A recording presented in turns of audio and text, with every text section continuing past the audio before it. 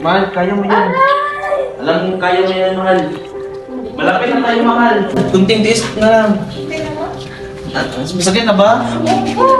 Saan ako kayo? Kaya mo yan, mahal. Nandito na tayo, mahal. Kunting tiis na lang, mahal. Kunting tiis na lang. Malapit na tayo. Umupo ka muna, mahal. Tulungan niyo ako. Hanapin niyo ang kumadrona. Kunti lang, mahal. Hanapin niyo ang kumadrona.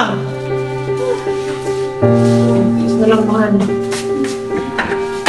Tulungan mo aking asawa. Hindi, malapit na lumabas ang iyong anak. Umiri ka at lalabas na. Umiri ka pa. Kapit lang, mahal.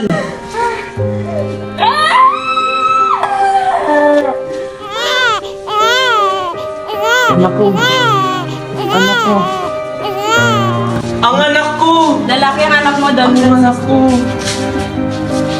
Mahal, anong ipangalan natin sa kanya, mahal? Jose Potasio.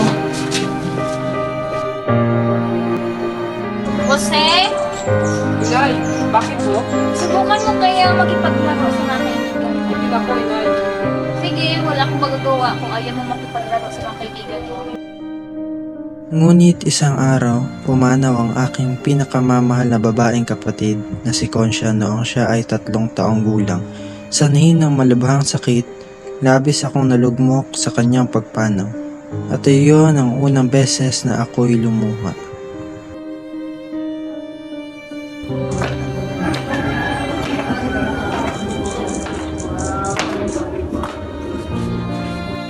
Jose, anak, naliligaya ka ba sapagkat ikaw ay makapag-aral na? Batid ko naman ina na gusto mo lang na ako'y magkaroon ng magandang edukasyon. Ngunit kung ako ang tatanungin, kahit alam kong ito ay para sa aking kinabukasan, alam kong at sigurado ako na mamumulila ako sa inyo. Kaya noong Hunyo 18, 69, pinapunta na ako sa Binyan at doon na nga nagsimula ang aking pakikibaka na malayo sa aking pamilya. Nagsimula na agad ang aming klase sa unang araw ko sa Binyan sa pangunguna ni Maestro Justiniano Aquino Cruz. Ikaw, sir. Payo ka. Marunong ka ba magsalita ng lingwaheng Espanyol? Hindi ko gaano, maestro. Salitang Latin. Yan din po, maestro. Silencio! Anong klaseng mag-aaral ka? Ikaw, Jose, alam mo, payat ka na nga, maliit pa ang iyong kalaman. Bagamat nakaranas man ng pangungutya sa aking mga kamag-aral, nagawa ko pa rin makapag-aral at mangibabaw sa buong klase. Pagtapos ko sa pag-aaral sa Binyan, nabalitaan ko na ang aking ina ay hinuli dahil inakusahan siya ng kanyang hipag na nakipagsambuatan daw ito sa kanyang kapatid na si Jose Alberto na lasunin siya. Buenos dias, padre. Buenos dias, padre. Maupo kayo. Siya ba si Jose? Opo, padre. Mukhang maliit sa kanyang edad at mukhang sakitin. Talagang hindi magtatagal sa eskwelahan. At higit pa rito, huli na siya para magparehistro. Sa tulong ni Manuel Burgos, nakapasok ako sa Ateneo. Si Padre Jose Beck ang naging guro ko sa unang taon ko sa Ateneo. At ako ay nagtapos bilang valedictorian kasama ang aking mga kamag-aral noong 1878. Natapos ko ang aking kursong vocational surveyor sa paaralang iyon. Jose, umayo ka.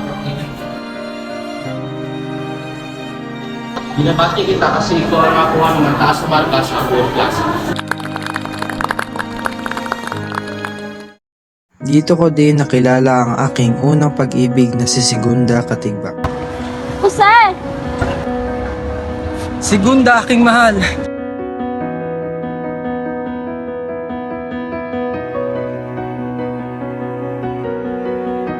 Ngunit naudlot ang aming pag-iibigan nang siya ay pinauwi ng kanyang magulang at nalaman kong ipinagkasundo ang ikasal ito sa ibang lalaki. At ako'y nagbabasa ng mga libro at nagsusulat ng mga tula kapag ako ay walang ginagawa o libre sa eskwelahan.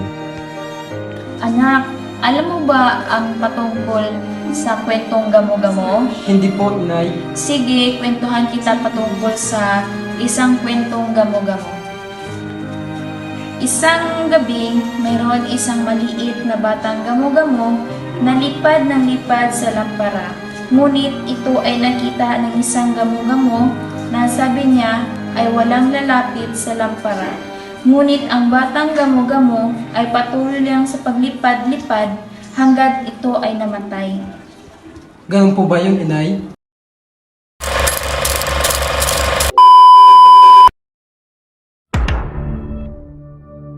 Jose? Inay! Bakit tanga lang Anak, Jose, masaya ka ba? Ay, mali ka.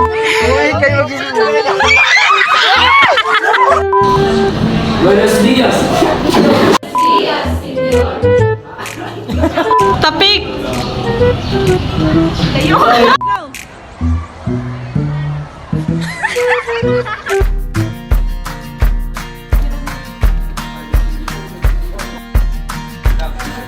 Anak, di na makao.